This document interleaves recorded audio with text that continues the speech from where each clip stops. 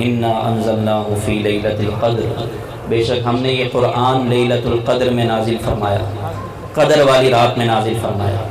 وما ادراک ما لیلۃ القدر، اور تم کیا جانو لیلۃ القدر کیا ہے؟ لیلۃ القدر خیر من الف شہر، قدر والی رات لیلۃ القدر کیا ہے؟ جو 1000 مہینوں سے بہتر ہے، 1000 مہینوں سے بہتر ہے۔ تنزل الملائکۃ والروح، اس میں نازل ہوتے ہیں فرشتے ملائکہ، اور روح سے مراد ہے روح الامین، جبریل امین، اس میں نازل ہوتے ہیں۔ فیہا باذن ربہم، اپنے رب کی اجازت سے، اپنے رب کے حکم سے۔ فیہا باذن ربہم من کل امر، ہر کام کے لیے، ہر کام کے لیے سلامتی ہی سلامتی، فرشتے نازل ہوتے ہیں۔ تنزل الملائکۃ والروح فیہا باذن ربہم من کل امر سلام ہی حتی مطلع الفجر، سلامتی ہے یہاں تک کہ فجر طلوع ہو جائے۔ تو یہ رات سلامتی والی ہے، بڑی خیر و عافیت والی رات ہے، برکت والی رات ہے۔ اور شیطان ابھی تو خیر بند ہے، لیکن اس کا بڑا بھائی آزاد ہے، وہ ہے نفس۔ وہ کبھی نہیں چاہے گا کہ ہم ٹک کر جم کر بیٹھیں اور اللہ رسول کی باتیں سنیں۔ بعض اوقات شیطان جو ہے نا چھوٹی نیکی کروا دیتا ہے، بڑی نیکی سے اٹھا دیتا ہے۔ تو نعت سننے میں بڑا مزہ آتا ہے، اندر جھوم رہا ہوتا ہے، لذت آ رہی ہوتی ہے، لیکن جب بیان شروع ہوتا ہے بولتا ہے یار بہت لمبا ہوگا، چلو ادھر ادھر چلتے ہیں، کیونکہ دین سکھایا جا رہا ہے نا۔ اور شیطان نہیں چاہتا، نہ اس کا نفس چاہتا ہے ہمارا کہ ہم دین سیکھیں، دین کی باتیں سیکھیں۔ وہ آپ کو نعتوں میں لگا دے گا، حمد میں لگا دے گا، بڑا آپ کو مزہ آئے گا بھائی، لیکن جیسے ہی بیان شروع ہوگا تو بندہ چوک پہ چلا جائے گا، اس کو فوراً کوئی کام یاد آ جائے گا۔ ایسا بھی ہوتا ہے، لیکن یہ بھی اللہ کی توفیق ہے کہ نعت میں آپ بیٹھے تو صحیح، نعت خوانی میں آنا، نعت خوانی میں بیٹھنا، نعت خوانی کرنا، یہ بھی اللہ کی توفیق سے ہوتا ہے، اور یہ بھی عاشقان رسول کی ایک علامت ہے، پہچان ہے۔ لیکن شیطان اور اس کے حواری نفس و شیطان، نفس یہ نہیں چاہے گا کہ بندہ جو ہے نا وہ کسی کو نیند دلا دے گا، سو رہا ہوگا، تھوڑی دیر میں دے گا بندہ سجدے میں، ارے بھائی کیا ہو گیا، تو نیند آ گئی۔ تو بہرحال توجہ سے سنیں، اللہ پاک ہمیں اس رات کی برکتوں سے مالا مال فرمائے۔ بنی اسرائیل کے ایک شخص تھے جن کا نام تھا شمعون، اللہ نے ان کو ولایت عطا فرمائی، اپنا ولی بنایا، اپنا دوست محبوب بنایا، اور ان کو بڑے کمالات سے نوازا۔ وہ یہ کہ ان کو اللہ نے بڑی طاقت و قوت عطا فرمائی تھی، یہ روزہ رکھتے دن میں اور جہاد کرتے، اور رات میں جو ہے ساری رات عبادت کرتے۔ تو اللہ کے نیک بندے تھے، اور اللہ کی طرف سے ان کو یہ طاقت و قوت ملی ہوئی تھی۔ ہماری روزے میں کیا کنڈیشن ہو جاتی ہے، ہم ہاتھ اٹھانے کے قابل نہیں رہتے وقت عصر تک، عصر کے بعد بالکل اہل القبور السلام علیکم یا اہل القبور، بعض لوگوں کی ایسی کنڈیشن ہو جاتی ہے، وہ شروع میں ہوتا پھر عادت ہو جاتی ہے، لیکن روزے کی حالت میں جہاد کرنا بڑے کمال کی بات ہے۔ تو یہ روزے کی حالت میں جہاد کرتے اور رات میں عبادت کرتے، 1000 سال اللہ پاک نے ان کو 1000 کی عمر عطا فرمائی، 1000 ماہ انہوں نے اسی طرح گزار دی، 1000 مہینے، ان کی عمر بھی بڑی لمبی تھی۔ اور صرف انہی کی نہیں بلکہ بنی اسرائیل میں جو پہلے لوگ ہوتے تھے، کسی کی 300 سال، کسی کی 400 سال، کسی کی 500 سال، 5 صدیاں دیکھتے تھے، 5 نسلیں وہ دیکھ لیا کرتے تھے۔ پچھلوں کی امتیں، پچھلے انبیاء کرام کی امتوں کی عمریں بڑی طویل ہوتی تھی۔ حضرت نوح علیہ السلام کی عمر 1000 سال تھی، 950 سال آپ نے تبلیغ فرمائی، تو بڑی طویل عمریں ہوتی تھیں، تو اسی لیے ان کی امتوں کی عمریں بھی لمبی ہوا کرتی تھی۔ تو انہوں نے حضرت شمعون رحمۃ اللہ علیہ نے 1000 مہینے ایسے گزارے کہ دن میں روزہ رکھ کر جہاد کرتے اور رات میں عبادت کرتے۔ کافر ان سے بڑے تنگ تھے، کیونکہ اللہ کی راہ میں جہاد کرتے تھے کافروں سے، تو کافروں نے کہا کہ ان کو کیسے ہرایا جائے، ان پر کیسے حملہ کیا جائے، یہ کیسے ہمارے قابو میں آئیں گے۔ تو انہوں نے ان کی بیوی کو بہلایا پسلایا اور بہت سارا مال دیا۔ وہ بیوی دنیاوی لالچ میں آ کر، مال و زر کی لالچ میں آ کر کافروں کے ساتھ ہو گئی، اور حضرت شمعون رحمۃ اللہ علیہ کے خلاف اس نے ایک پروپیگنڈا بنایا۔ ایک دفعہ آپ سو رہے تھے تو اس نے آپ کو رسیوں میں جکڑ دیا، حضرت شمعون رحمۃ اللہ علیہ۔ جب آپ کی آنکھ کھلی آپ نے کہا کہ میں رسیوں میں ہوں، کسی نے مجھے باندھا، اور آپ نے ایک جھٹکا دیا، ساری رسیاں ٹوٹ گئی۔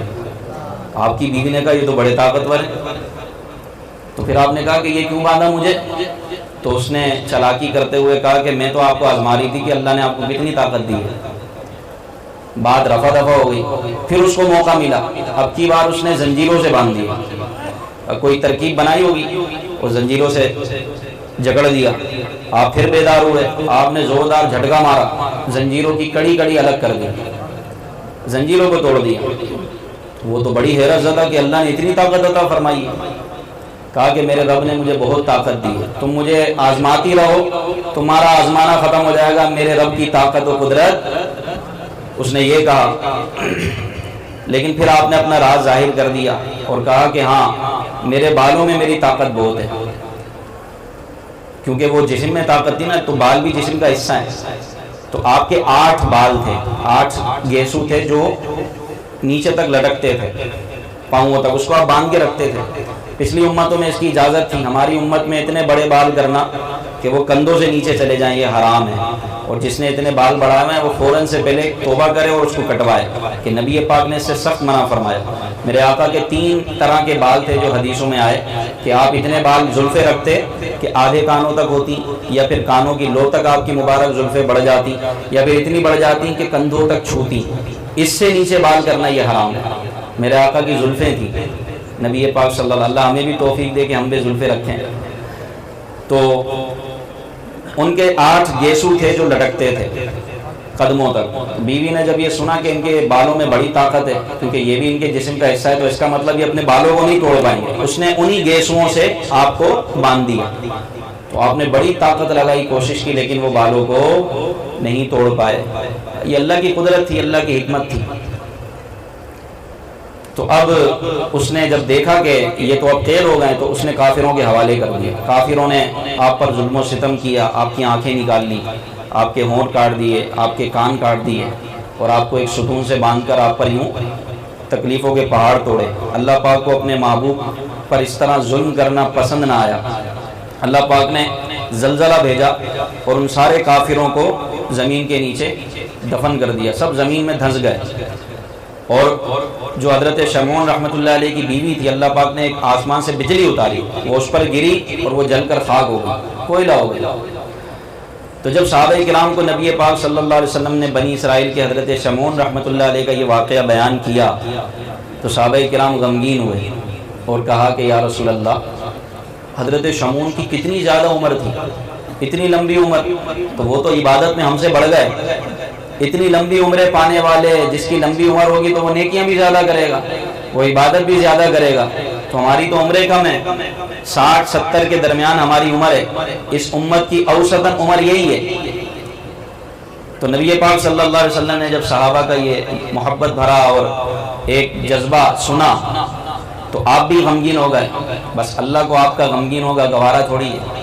اللہ فرماتا ہے محبوب امت کو بخشنا ہے، لیکن آپ کو ہم نے مشقت میں نہیں ڈالنا۔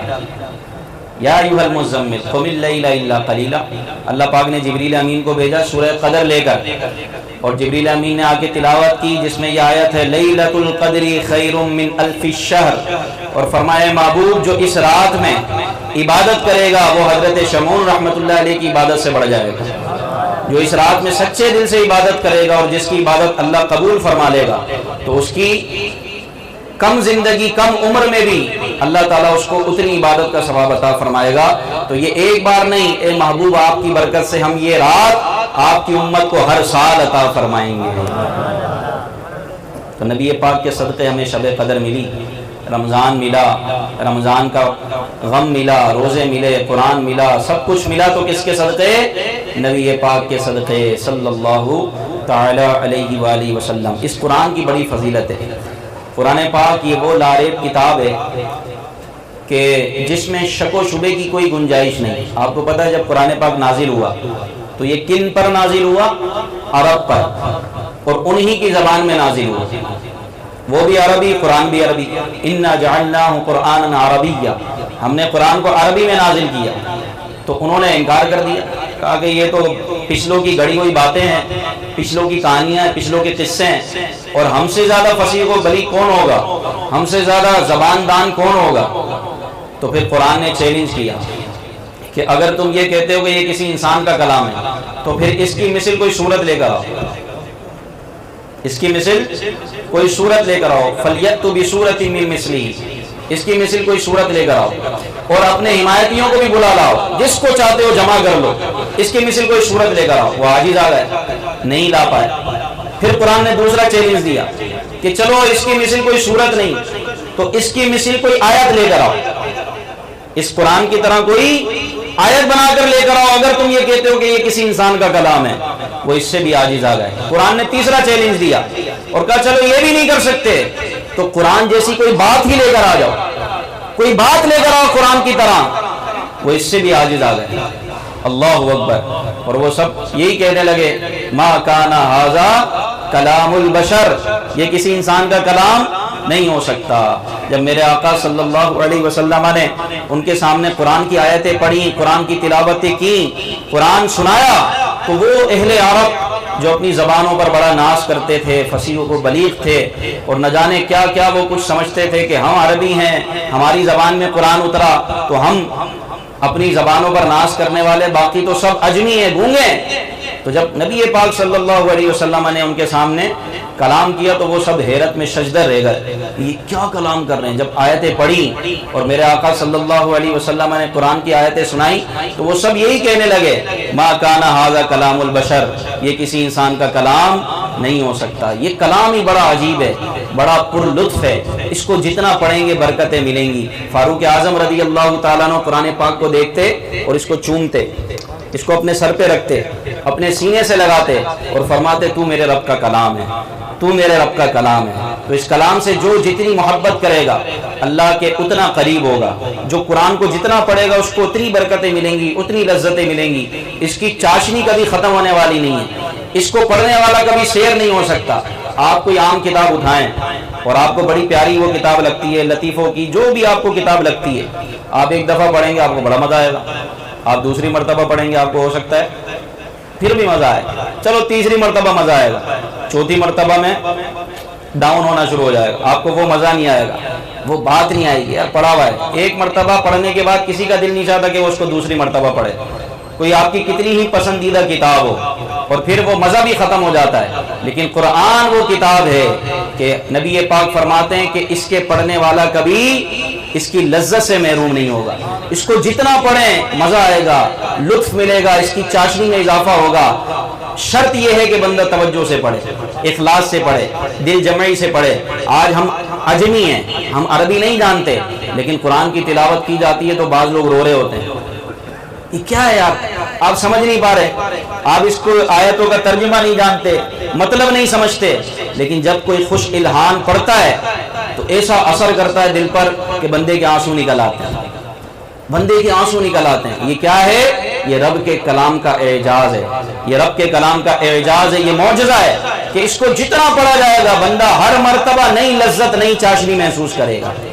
یہ تو صرف پڑھنے کی برکت ہے، تلاوت کرنے کی برکت ہے۔ قرآن کو جو سمجھ کر پڑھے وہ تو اس غواص کی طرح ہے کہ جو سمندر میں جتنی گہرائی میں جائے گا، جتنا گہرا غوطہ لگائے گا اتنے موتی لے کر آئے گا۔ یہ قرآن وہ ہے، بندہ اس کا ترجمہ پڑھے، اس کی تفسیر پڑھے تو پھر اس کو پتا چلے گا یار میں کہاں کہاں بھٹکتا پھرا، سب کچھ تو قرآن میں۔ ولا رطب ولا یابس الا فی کتاب مبین، ہر خشک و تر کا بیان قرآن میں ہے۔ سنو مولا علی کا فرمان جن کے بارے میں نبی پاک نے فرمایا انا مدینۃ العلم وعلی بابها، میں علم کا شہر ہوں اور علی اس کا دروازہ ہے۔ یعنی نبی پاک نے یہ فرمایا جس کو جو ملے گا وہ مجھ سے ملے گا، اور مجھ سے جو ملے گا، مجھ سے جو لینے والا ہے وہ علی ہے، اور سب کو علی سے ملے گا۔ مولا علی کرم اللہ تعالی وجہ الکریم کے علم کا یہ عالم تھا۔ آپ فرماتے ہیں کہ اگر میں چاہوں تو سورہ فاتحہ کی تفسیر سے 70 اونٹوں کو بھر دوں۔ آپ فرماتے ہیں کہ اگر تم چاہتے ہو تو مجھ سے پوچھو، میں تمہیں بتاؤں گا کہ قرآن کی سورت، قرآن کی آیت کس جگہ پر، کس موقع پر اور کب نازل ہوئی، کس جگہ پر، کس موقع پر اور کب نازل ہوئی، میں تمہیں بتاؤں گا۔ ایک بزرگ فرماتے ہیں کہ اگر میری رسی کھو جائے تو میں قرآن پڑھ کے ڈھونڈ لوں کہ میری رسی کہاں گئی۔ ایک بزرگ کے بارے میں آتا ہے یہ قرآن سے محبت کرنے والے، قرآن کو سمجھنے والے تھے۔ وہ فرماتے ہیں ایک بزرگ کے بارے میں کہ وہ جا رہے تھے، لوگ کہتے ہیں کہ ان کو ٹھوکر لگی، وہ گر گئے۔ اب وہ گرے تو بندے کو تکلیف ہوتی ہے، وہ بیٹھ کے سوچنے لگے کچھ۔ اب لوگوں نے کہا کہ حضرت تو وہیں بیٹھ گئے، بٹ ٹھوکر لگی تو اٹھنا چاہیے. حضرت تو وہیں تشریف فرما ہوگا. کہا کہ حضرت زیادہ چوٹ تو نہیں لگی, تکلیف تو نہیں ہوئی؟ کہا کہ چوٹ تو خیر لگی, لیکن میں یہ سوچ رہا ہوں کہ میرے گرنے کا ذکر قرآن میں کس جگہ ہے. بولے نا سبحان اللہ. اللہ اکبر. مولا علی فرماتے ہیں کہ پورے قرآن کا مضمون سورہ فاتحہ میں ہے. یہ منسوب ہے حضرت علی کی طرف قول. اور پوری سورہ فاتحہ کا مضمون بسم اللہ الرحمن الرحیم میں ہے. اور بسم اللہ الرحمن الرحیم کا مضمون اس بسم اللہ کے نقطے میں ہے. اور سنو, انا النقطۃ, وہ نقطہ میں ہوں. ابھی مولا علی کے فضائل اگر بیان ہو تو وقت نکل جائے گا. ہم قرآن کے فضائل پہ چل رہے ہیں. قرآن پاک کے بارے میں اللہ تبارک و تعالیٰ فرماتا ہے لا ریب فیہ ذالک الکتاب لا ریب فیہ ھدی للمتقین, کہ یہ وہ کتاب ہے جس میں شک و شبہ نہیں. یہ رب کا کلام ہے, اس میں ذرہ برابر بھی شک نہیں ہے. اور یہ متقین کے لیے ہدایت ہے, ڈرنے والوں کے لیے ہدایت ہے اس میں. یعنی جو ڈر رکھتا ہے, اللہ کا نیک بندہ ہے, وہ چاہتا ہے کہ مجھے ہدایت ملے تو وہ قرآن پڑھے. یہاں متقین کے لیے ہدایت ہے. یہ قرآن نیکوں کے لیے ہدایت ہے, گناہ گاروں کے لیے بھی ہدایت ہے, لیکن نیک اس سے مزید استقامت پاتے ہیں. اور گناہ گار, سیاہ کار, بدکار لوگ قرآن کی تلاوت سن کے, قرآن کو سمجھ کے نیکی کی طرف آ جاتے ہیں. نبی پاک صلی اللہ علیہ وسلم نے فرمایا میں نہیں کہتا کہ الف لام میم ایک حرف ہے. الف ایک حرف ہے, لام ایک حرف ہے, اور میم ایک حرف ہے. اللہ اس کے ہر حرف کے بدلے میں 10 نیکیاں عطا فرماتا ہے.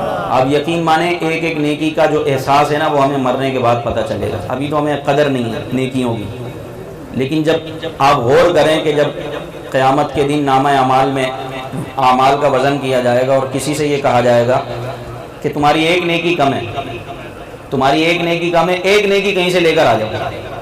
سمجھ رہے ہیں, آج ایک نیکی کہیں سے لے کر آ جاؤ, تمہارے لیے جنت ہے ورنہ دوزخ.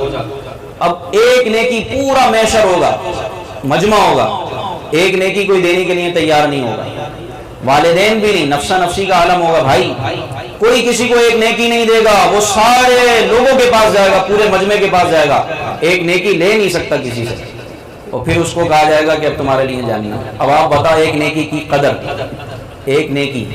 اللہ فرماتا ہے, نبی پاک فرماتے ہیں کہ ہر حرف کے بدلے اللہ 10 نیکیاں عطا فرماتا ہے. الف لام میم یہ چھوٹا سا لفظ ہے, لیکن اس میں 3 حرف ہیں. اللہ ہر حرف کے بدلے میں 10 نیکیاں عطا فرماتا ہے. تو یار جو قرآن پڑھتے رہتے ہیں ان کی نیکیوں کا عالم کیا ہوگا.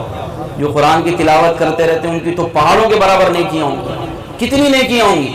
تو ہم کیوں نہ قرآن پڑھیں. قرآن میں سب کچھ ہے, قرآن میں برکتیں, قرآن میں رحمتیں, قرآن میں راحتیں. اللہ فرماتا ہے الا بذکر اللہ تطمئن القلوب, کہ اے لوگو دلوں کا چین قرآن میں, اللہ کے ذکر میں. اللہ کے ذکر سے دل چین پاتے ہیں. قرآن اللہ کا ذکر نہیں ہے تو اور کیا ہے.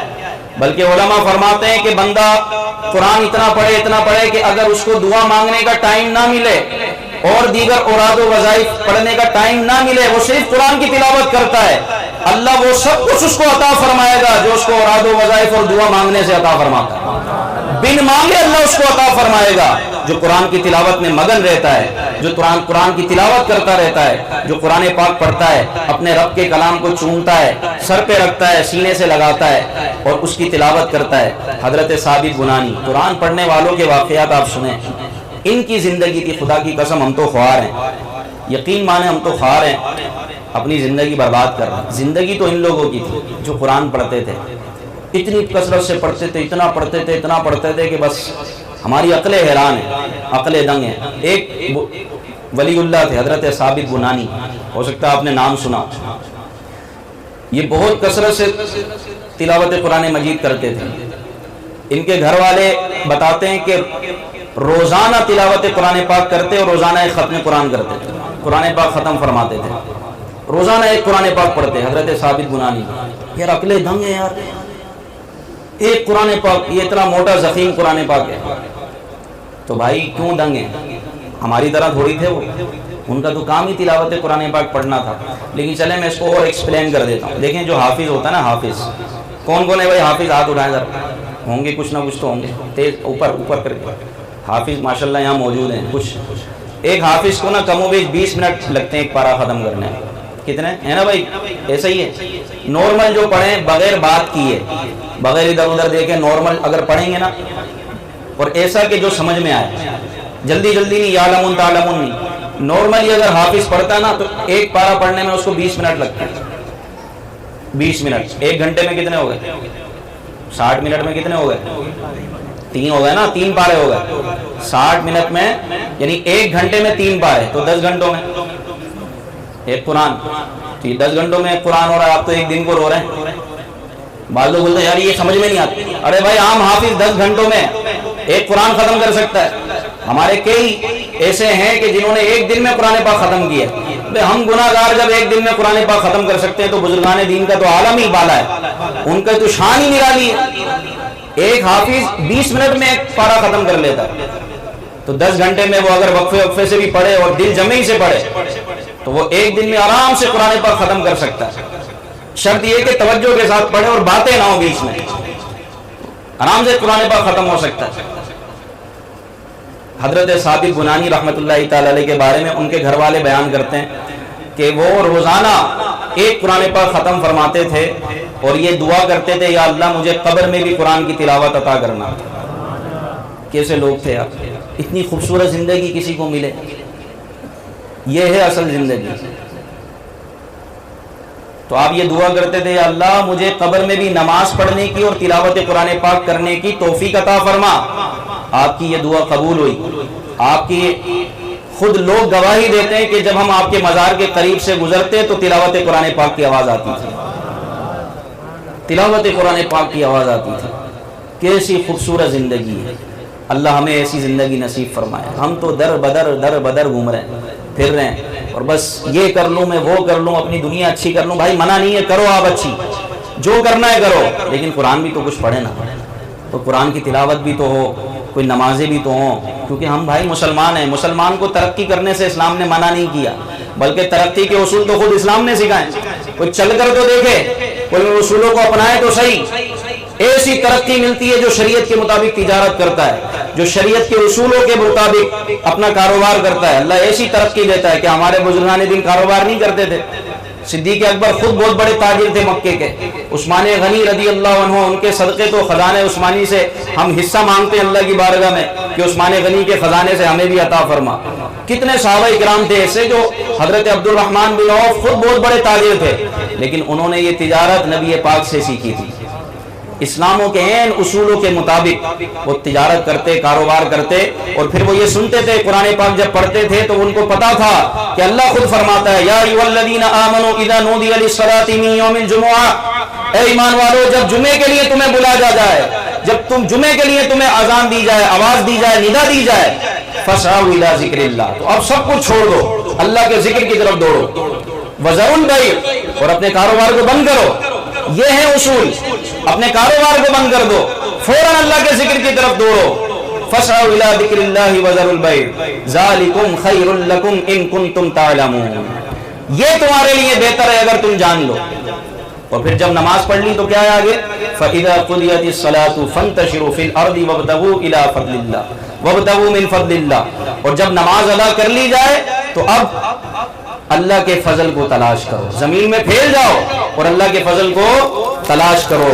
اب تجارت کرو، اب کاروبار کرو، کہ اب تمہیں نماز کی وہ برکتیں ملی ہیں کہ اب کاروبار کرو گے، تجارت کرو گے، تجارت تم کرو گے، اللہ برکت تمہیں عطا فرمائے گا۔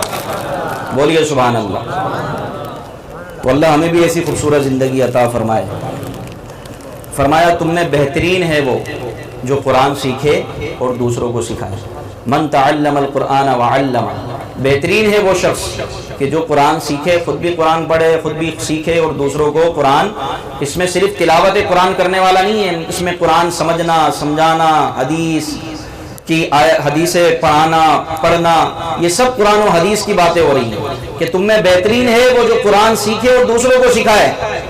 ایک محدث تھے بہت پائے کے، بہت بڑے محدث، لوگوں نے اس کی حضور آپ دارالفتہ میں بیٹھے ہیں، آپ علم حدیث پڑھائیں، ہمیں فن پڑھائیں، کوئی علم کلام پڑھائیں، اتنے بڑے امام ہیں، آپ نے یہ حدیث پڑھی، فرمایا نبی پاک فرماتے ہیں خیرکم من تعلم القرآن وعلمہ، تم میں سے بہترین ہے وہ جو قرآن سیکھے دوسروں کو سکھائے۔ مجھے اس حدیث نے یہاں بٹھایا ہوا ہے، اس حدیث نے مجھے یہاں بٹھایا ہوا ہے۔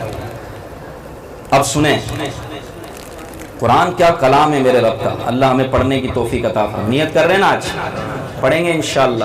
امیر علیہ سنت فرماتے ہیں بھائی کم از کم 3 آیتیں ترجمہ اور تفسیر کے ساتھ آپ پڑھیں روزانہ۔ 3 آیتیں کوئی مشکل ہے؟ اگر پڑھنے والا ہو تو اس کے لیے تو کوئی مشکل نہیں، کم از کم 3 آیتیں ترجمہ تفسیر کے ساتھ۔ صراط الجنان آپ لیں، عام بالکل آسان ترجمہ، آسان تفسیر دور حاضر کے مطابق۔ آپ کے اردو اگر کچی بھی ہے نا وہ پڑھ کے پکی ہو جائے گی۔ اور قرآن کا یہ بھی ایک اعجاز ہے، جس کو اردو پڑھنا نہیں آتی قرآن پڑھے گا اردو پڑھنے والا بن جائے گا، وہ اخبار پڑھنا شروع کر دے گا، اردو پڑھنا آ جاتی ہے قرآن پاک پڑھ کر، سبحان اللہ۔ تو نیت کر لیں گے انشاءاللہ قرآن پاک ہم نے پڑھنا ہے انشاءاللہ۔ نیت کر رہے ہیں نا آج کہ 27ویں شب ہے، پھر مسجد ہے، مسجد میں بیٹھ کے وعدہ کر رہے ہیں آپ قرآن پڑھنا ہے آپ سب نے انشاءاللہ۔ کچھ بھی ہو جائے 3 آیتیں آپ ضرور پڑھیں، پھر دیکھیں آپ کیسی آپ کو موتی ملتے ہیں، بلکہ پورا موتیوں کا گھر مل جائے گا آپ کو انشاءاللہ عز و جل۔ جس شخص نے قرآن سیکھا، اب سنیں یہ حدیث، حضور فرماتے ہیں جس شخص نے قرآن سیکھا اور سکھایا اور جو کچھ قرآن میں ہے اس پر عمل کیا، قرآن شریف اس کی شفاعت کر کے اسے جنت میں لے جائے گا۔ جس نے قرآن سیکھا اور سکھایا، یہ 2 شرط ہو گئی۔ تیسری شرط یہ کہ اس پر عمل بھی کیا، جو قرآن سیکھا اس پر عمل بھی کیا، اور پھر اس کے حلال کو حلال جانا اور حرام کو حرام جانا، قرآن پر عمل بھی کیا، ایسا شخص خود بھی لوگوں کی شفاعت کرے گا اور قرآن اس کی شفاعت کر کے اس کو جنت میں لے جائے گا۔ ہمارے یہاں پتہ ہے پرابلم کیا ہے؟ ماشاءاللہ ذہن ہوتا ہے کہ بھائی بچے کو حافظ بنانا، بہت اچھی بات ہے، لیکن یہ حافظ بنا کے چھوڑ دینا۔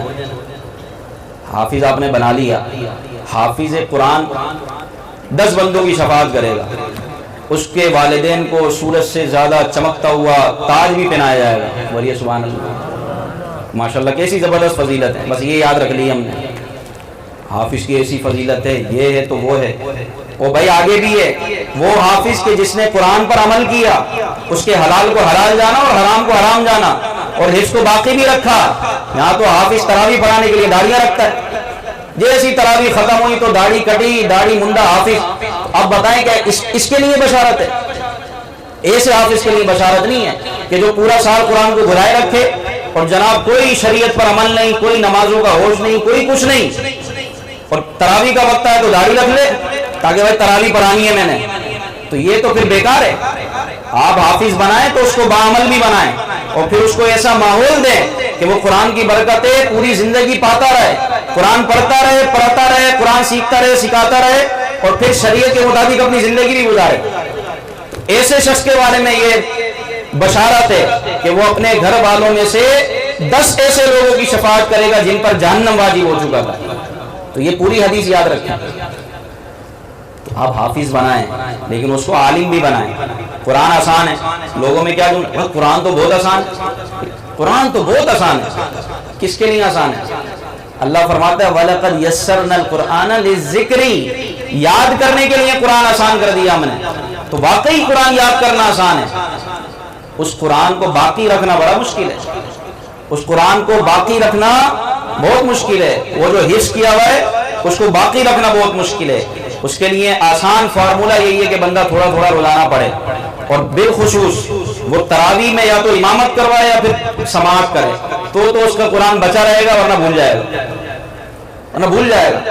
تو آپ حافظ بنائیں اپنے بچوں کو، لیکن قرآن اس کو سکھائیں تو قرآن سمجھائیں، اس کو عالم دین بھی بنائیں، یا اس کو ایسی صحبت تو دیں کم از کم کہ اس کو پتہ چلے قرآن میں ہے کیا۔ آپ یقین مانیں اتنے حافظ ہیں ان کو نماز کے مسائل نہیں آتے، کیا فائدہ ہوا ایسے حفظ کا؟ نماز کے مسائل نہیں بتا، ایسے حافظ طہارت کے مسائل ان کو نہیں بتا۔ تراویح میں اگر غلطی ہو جائے تو وہ کب ادب کرنا کیا ہے، تو کم از کم وہ مسائل تو سیکھیں۔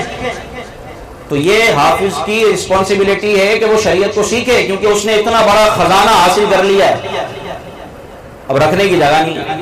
یعنی یہ تو وہی مثال ہو گئی، بندے کے پاس پیسے آ گئے، خزانہ آ گیا، اب رکھوں گا، رکھنے کی جگہ ہی نہیں ہے، تو پھر کیا ہوگا؟ پیچھے چور کھڑے ہوں گے، ڈکیت کھڑے ہوں گے۔ تو بھائی خزانہ آپ کے پاس آ گیا ہے، اس کے لیے ایسی پاکیزہ جگہ بنائیں، صاف ستھری جگہ بنائیں کہ اس کی حفاظت بھی ہو اور اس کی برکتیں بھی آپ کو ملیں، اور وہ ہے علم دین۔ تو جو قرآن آپ نے پڑھا ہے، یاد کیا ہے، اب اس کو سمجھیں کہ قرآن میں ہے کیا، قرآن میں کیا بیان کیا گیا ہے۔ یہ حافظوں کی یہ ذمہ داری ہے، جو جی حفاظ کرام ہیں، تو آپ اپنے بچوں کو حافظ بھی بنائیں، پھر اپنے بچوں کو راہ خدا میں دے دیں، اس کو وہ سکھائیں قرآن کے بارے میں، وہ تعلیم دیں کہ جس سے قرآن کی سمجھ اس کے ذہن میں بیٹھے۔ اور نبی پاک فرماتے ہیں کہ جس کے ساتھ اللہ بھلائی کا ارادہ فرماتا ہے اللہ اس کو دین کی سمجھ بوجھ عطا فرما دیتا ہے۔ یہ حدیث ہے، یعنی جس کا اللہ بھلا چاہتا ہے، اللہ جس کے لیے بھلائی چاہتا ہے، جس کا بھلا چاہتا ہے دنیا اور آخرت میں، اللہ اس کو دین کی سمجھ بوجھ عطا فرما دیتا ہے۔ تو میرے بھائیو دین کا علم حاصل کریں، کہیں سے بھی دین کا علم ملے، عاشق رسول سنی صحیح العقیدہ علم دین حاصل کریں، دین کا علم حاصل کریں۔ اور میں تو آپ کو اس رات مشورہ دوں گا، ہر دفعہ دیتا ہوں کہ یار اپنے بچوں میں سے کوئی ایک ایسا چھوڑ جائیں کہ جو آپ کے پیچھے قرآن صحیح پڑھ کر آپ کو بخشے تو صحیح، آپ کے پیچھے آپ قرآن پڑھ پڑھ کے بخشے، حدیثیں پڑھے تو اس کا ثواب آپ کو پہنچائے، ایک کاش آپ کی نماز جنازہ آپ کا بیٹا پڑھائے، آپ کو غسل آپ کا بیٹا دے، آپ کو یاد رکھے ہر نیکی میں۔ کوئی ایسا تو ذخیرہ کریں اپنی آخرت کے لیے، یا سب کوئی دنیا میں گھسیڑنا ہے، جاؤ سب دنیا میں ہم بھی دنیا میں، ایسا نہ کریں۔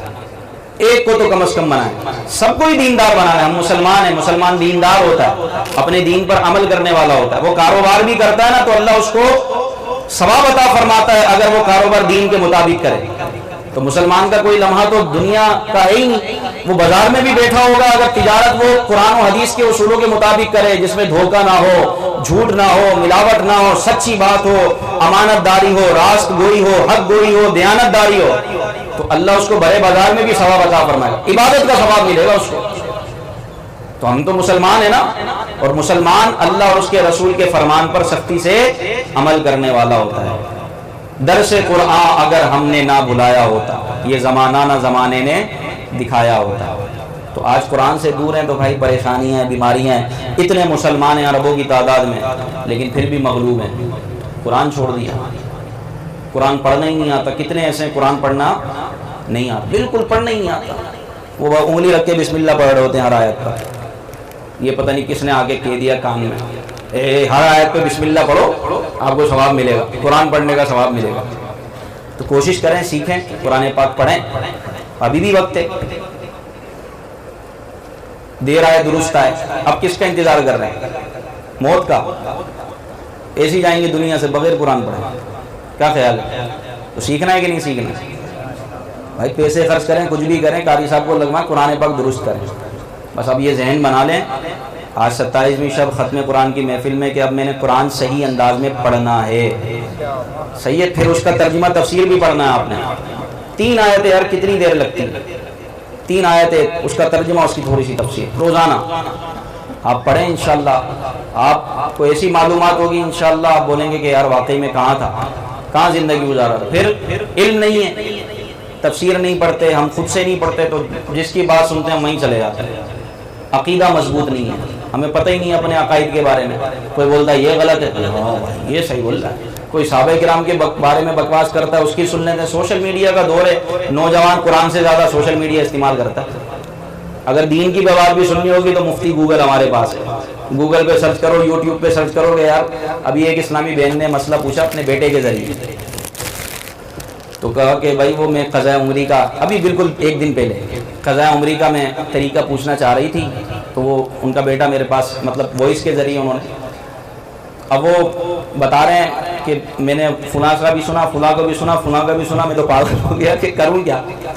تو میں نے کہا سب کا سنا کیوں؟ پہلی بات تو یہ نا، ایک مریض اگر 10 ڈاکٹروں کے ہاتھ میں جائے گا تو پھر اس کا کیا ہوگا؟ ایک مریض اور 10 ڈاکٹر، تو پھر انشاءاللہ قبر تیار ہوگی اس کی۔ تو یار دین بھی تو اس سے سیکھو نا کہ جو صحیح ہے، عاشق رسول ہے اور عالم ہے۔ ہر کسی کی بات سن لیا آپ نے سوشل میڈیا پر، یہ تو فتنوں کا دور ہے۔ ابھی تو بڑے نمونے آئیں گے، ابھی تو ایک ہے نا، یہ تو بہت آئیں گے۔ ابھی تو اس کو دیکھ کر ہم گمراہ ہو رہے ہیں، تو جب دجال آئے گا تو پھر کیا حال ہوگا؟ یعنی ایک کی وجہ سے اتنے لوگ بعض اوقات بے گئے، تو پھر دجال آئے گا تو کیا ہوگا؟ اس کو تو دیکھ کے ہی اس کا کلمہ پڑھ لیں گے لوگ۔ کیوں؟ علم نہیں، جہالت، علم نہیں۔ دنیا کے بارے میں بڑا پڑھا لکھا، ہم نے یہ دیکھا وہ دیکھا، بڑی بڑی باتیں، بڑے بڑے تبصرے، قرآن پڑھنا نہیں آتا، حدیث کے بارے میں علم نہیں ہے۔ سوشل میڈیا پر کوئی حدیث آئی آگے شیئر کر دی، ارے اس کی تحقیق تو کرواؤ، وہ واقعی حدیث ہے بھی کہ نہیں؟ آپ کا یہ آگے شیئر کرنا بھی گناہ ہے، آپ نے بغیر تحقیق کے بغیر تصدیق کے آگے شیئر کر دی. آپ کے بارے آپ کو پتہ نہیں ہے کہ یہ حدیث بھی ہے کہ نہیں ہے. آپ اپنے سنی کسی عالم سے جو مضبوط پختہ عالم ہے آپ ان سے دیکھیں تو صحیح, بس بٹن دبائے آگے شیئر کر دی. اب اس میں صحابہ کے خلاف ہے, پتہ نہیں کیا کچھ ہے, دین کا نام اس میں بدنام ہو رہا ہے, آگے شیئر کر دی. یہ شیئر کرنے کی عادت نکالیں یار خدا کے واسطے. غلط چیز آپ کی طرف سے آگے شیئر ہو گئی نا, جو اس کو دیکھے گا اور خدا نخواستہ اس غلط چیز پر جس نے عمل کر لیا اس سب کا وبال آپ کے اوپر ہے. یہ اشاعت فاحشہ کہلاتی ہے, بری بات کی آگے ترویج کرنا, بری بات کی اشاعت کرنا. آپ نے اپنے طور پہ سمجھ لیا کہ ہاں یار یہ حدیث صحیح ہے. ماشاءاللہ کئی اسلامی بھائی ہوتے ہیں جو پہلے تحقیق کرواتے ہیں کہ یار امام صاحب یہ بتائیں یہ صحیح ہے کہ نہیں ہے, میں آگے شیئر کروں. تو آپ ایسی عادت کیوں نہیں اپناتے؟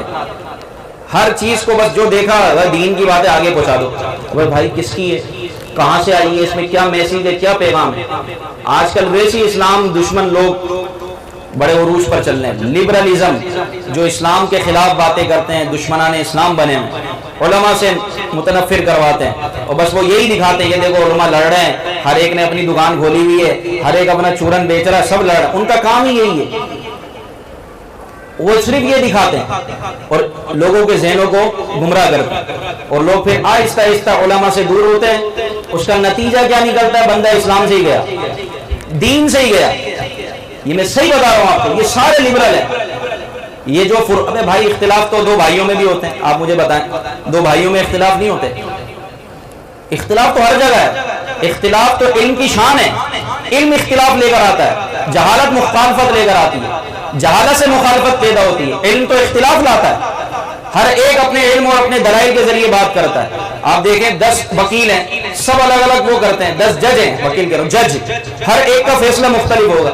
آپ بولو سب جاہل ہیں, سارے ہی جج پاگل ہیں, تو لوگ بولیں گے بھائی تو ہی نفسیاتی مریض ہے. کوئی ایسا نہیں, ہر ڈاکٹر کی تحقیق الگ ہوتی ہے, ہر ایک اپنے انداز سے دیکھتا ہے. اب آپ بولو سارے ڈاکٹر ہی پاگل ہیں, تو علاج کس سے کرواؤ گے؟ ہر ایک انجینئر کے دیکھنے کا انداز مختلف ہوتا ہے, بنانے کا کام کرنے کا انداز مختلف ہوتا ہے.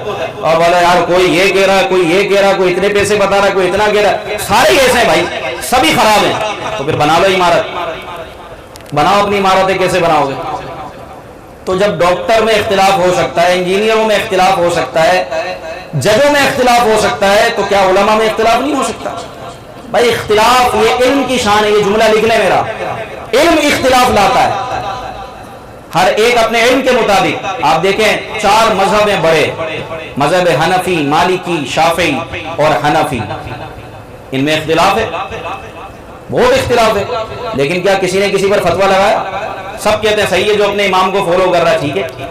کوئی کہتا ہے وضو سے پہلے نیت فرض ہے, امام شافعی کے نزدیک, احناف کے نزدیک فرض نہیں ہے. امام شافعی کے ماننے والے رفع یدین کرتے ہیں, احناف حنفی لوگ رفع یدین نہیں کرتے. آپ بتاؤ کسی نے کسی پر فتویٰ لگایا؟ اور اس پر تو بحث بھی نہیں کرنی چاہیے, کیونکہ سب اپنے اپنے امام کو, حدیثوں کو فالو کر رہے ہیں. میری بات سمجھ میں آ رہی ہے؟ لیکن اس اختلاف کو بڑا چڑھا کے پیش کرنا, لوگوں کے سامنے بیان کرنا کہ دیکھو یار یہ مولوی لڑ رہے ہیں آپس میں. اور پھر کچھ ہمارے بدقسمتی سے ایسے لوگ ہوتے ہیں جو بیٹھے ہوئے ہوتے ہیں اور کر رہے ہوتے ہیں, ان کو دکھا دکھا کے یہ دیکھو یہ سارے فرقوں کی دکانیں, بھائی بس دین مجھے سمجھ میں آیا, میرے پاس آؤ. تو ایسا نہیں ہے, ہر جگہ اچھے بھی ہوتے ہیں, ہر جگہ برے بھی ہوتے ہیں. اگر جینے کی خواہش ہے تو کچھ پہچان پیدا کرے. کپڑوں کی بھی تو 10 دکانیں ہوتی ہیں, لیکن آپ کو پتا ہے یار اچھا کہاں سے ملے گا.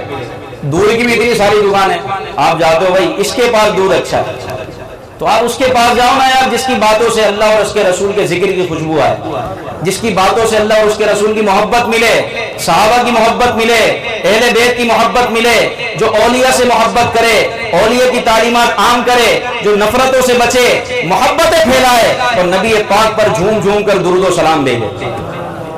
ایسوں کے پاس بیٹھیں اور قرآن پاک کی تلاوت, پھر علم حاصل کریں. علم آئے گا تو آپ کو خود ہی پہچان ہو جائے گی. قرآن کہتا ہے قل هل يستوي الذين يعلمون والذين لا يعلمون, اے محبوب ان سے کہہ دیں کیا جاننے والے نہ جاننے والے برابر ہیں, عالم اور جاہل برابر ہیں؟ نہیں, عالم اور جاہل برابر نہیں ہو سکتے.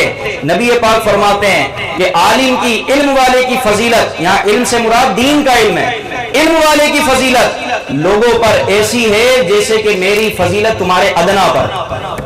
آپ لیول دیکھیں عالم کا, نبی پاک نے بیان فرمایا، حدیث ہے کہ نبی کی فضیلت جیسے کہ ادنا پر، فرمایا عالم کی فضیلت لوگوں پر ایسی ہے جیسے کہ میری فضیلت، نبی پاک فرماتے ہیں میری فضیلت تمہارے ادنا پر۔ علم کی وجہ سے بندہ ممتاز ہوتا ہے، تو علم حاصل کریں۔ اتنا بڑا جامعۃ المدینہ ہے، آپ ایک کو تو لگوائیں نا یار، ایک بچے کو دے دو اللہ کی راہ میں، آپ کی نسلیں سنور جائیں گی۔ نیت کرتے ہیں؟ کون نیت کر رہے ہیں؟ ایک کو تو دے دو اللہ کی راہ میں، اور جامعۃ المدینہ، اور آپ یہ سمجھو کہ یار یہ پھر کیا ہوگا، اس کا یہ بتائے گا پھر وقت آپ کو کیا ہوگا۔ آپ کو روزی ملے گی نا اسی کی وجہ سے ملے گی، آپ کو رزق ملے گا اسی کی وجہ سے ملے گا۔ میرے نبی فرماتے ہیں کہ اللہ تعالیٰ اس بندے کو پسند فرماتا ہے۔ یار آپ خود سوچیں، جو اللہ کی نافرمانی کر رہا اللہ اس کو رزق دے رہا ہے، حرام بھی کھا رہا ہے، پتہ نہیں کیا کر رہا ہے، بڑی فراوانی ہے، اس کو بھی رزق مل رہا ہے، وہ بھی بھوکا۔ تو جو اپنے بچے کو اللہ کی راہ میں بھیجے گا تو اللہ اس کو رزق عطا نہیں فرمائے گا۔ اور دعوت اسلامی تو ٹاپ پر جا رہی ہے۔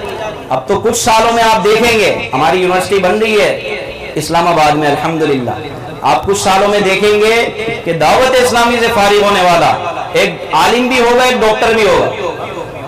دعوت اسلامی سے فارغ ہونے والا ایک عالم بھی ہوگا، ایک انجینئر بھی ہوگا۔ دعوت اسلامی سے فارغ ہونے والا ایک اچھا ایماندار وکیل بھی ہوگا اور عالم بھی ہوگا۔ دعوت اسلامی وہ پلان کر رہی ہے، آپ دعوت اسلامی کا ساتھ دیں۔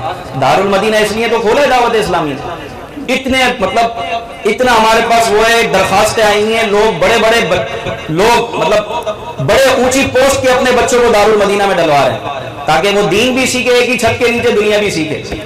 اور یہی ہمارے اسلاف کا طریقہ تھا۔ مسلمانوں میں نام تھا سائنسدان مسلمانوں کے، جابر بن حیان، ابو علی سینا، فارابی، کیا کیا نام گزرے، کیا کیا نام تھے مسلمان۔ یہ سب کیا تھا، ایک ہی چھت کے نیچے دین بھی پڑھتے تھے، دنیا بھی پڑھتے تھے۔